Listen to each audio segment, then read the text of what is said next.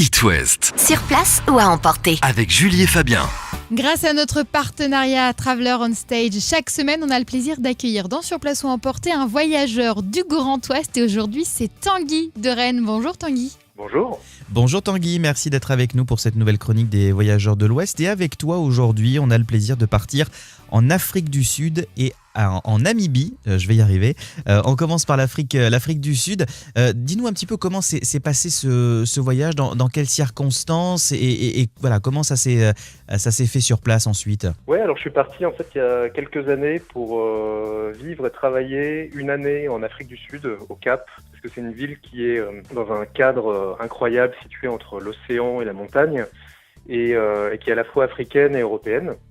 Et à partir de là, pendant mes vacances, j'ai sillonné dans le pays, en Afrique du Sud, et je suis aussi allé dans le pays voisin, un pays voisin qui est la Namibie, parce qu'on passe d'environnements méditerranéens, comme c'est le cas autour du Cap, à très rapidement des déserts, des forêts tropicales, des montagnes, de la savane, et tout ça en quelques kilomètres de voiture, quelques heures de voiture, donc c'est vraiment fabuleux. Et moi, ce qui m'a vraiment marqué là-bas, il y a deux choses qui m'ont profondément marqué et touché. La première chose, c'est les animaux. On peut rencontrer et observer énormément d'animaux dans des réserves sauvages. Alors, il y a le parc Kruger en Afrique du Sud.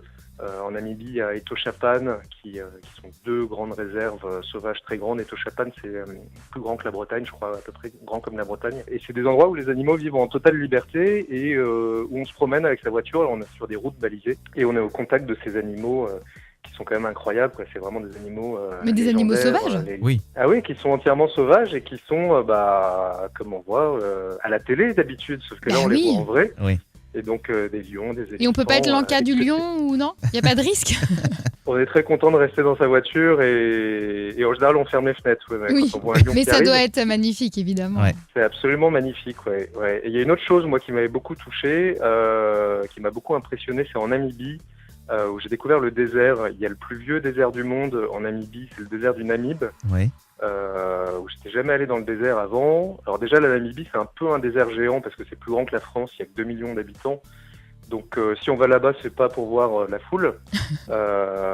Et dans le pays il y a un endroit qui est le désert du Namib où on arrive par une route qui s'enfonce dans ce désert jusqu'à une oasis où on peut camper là-bas et explorer, sillonner un petit peu dans ce désert qui est absolument magnifique.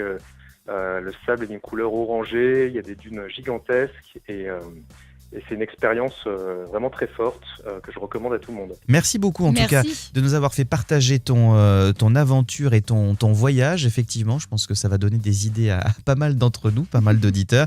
Et on rappelle donc que Traveler on Stage, évidemment, association à Rennes et à Nantes, à retrouver notamment sur Internet. Merci beaucoup Tanguy. Merci. Merci à vous.